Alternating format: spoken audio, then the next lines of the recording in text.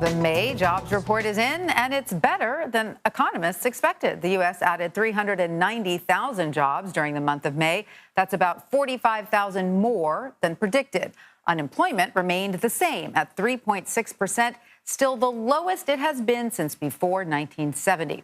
So for more on all this, let's bring in Kevin Gordon. He's a senior investment research manager at Charles Schwab. Kevin, welcome. Great to have you with us. So, what's the takeaway here? What does the May jobs report tell you about the state of the job market and the overall U.S. economy? Because, if I'm not mistaken, we're still in the recovery phase, right?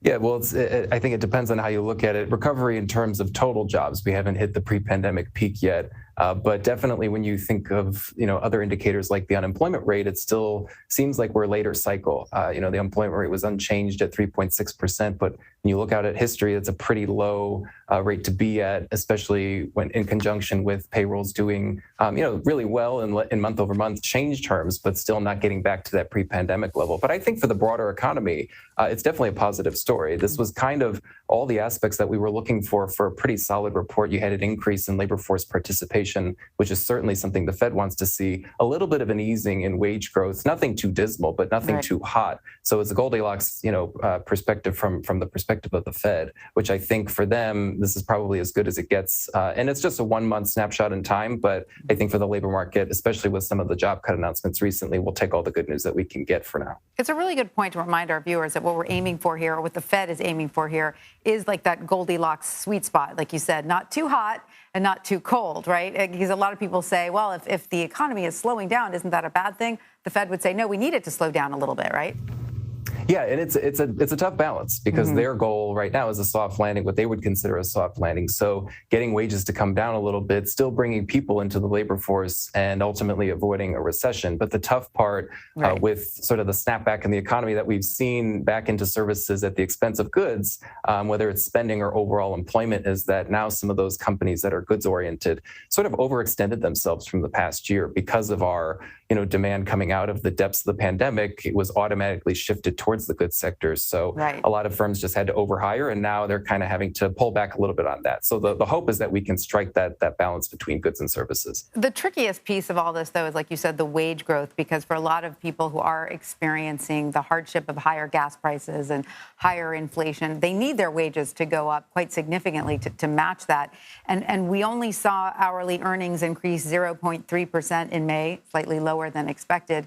But still, you're saying that's kind of what the Fed was expecting and sort of hoping for, right?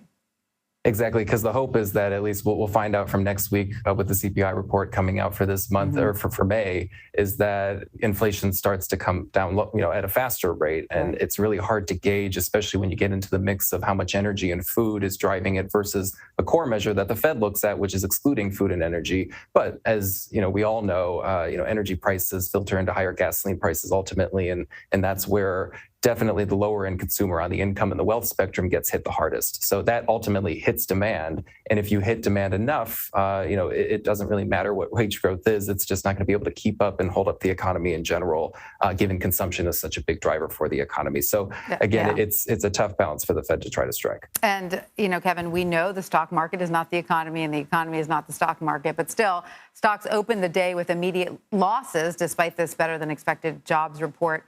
What was the market picking up on?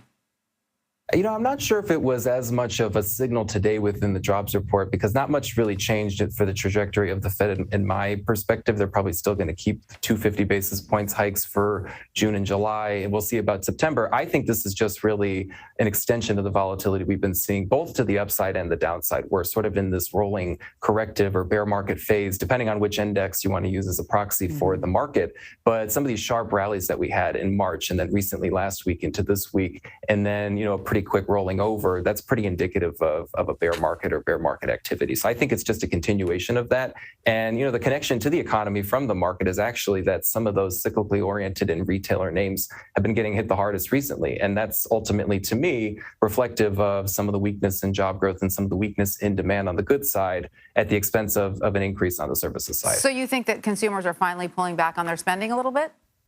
I think it's a shift. It's pulling back in certain areas, and that's the unfortunate part. What inflation forces consumers to do is they just have to, keep spending pretty level or pretty steady in one area, Right. if it's gasoline prices for filling up the car, but then pull back in other areas because that one area has gotten more expensive. So it's really just a shift, and you're seeing that in some of the earnings reports and some of the qualitative aspects of what companies were saying is that there's just a mix going on, or a shift in the mix of spending for consumers. It's not necessarily a complete falling out of aggregate demand. Right. It's interesting getting in the weeds into what's still hot and what consumers are pulling back on a little bit. That's the next conversation. Kevin Gordon, Senior Investment Research Manager at Charles Schwab. Thanks so much for joining us. We appreciate it. Thanks so much.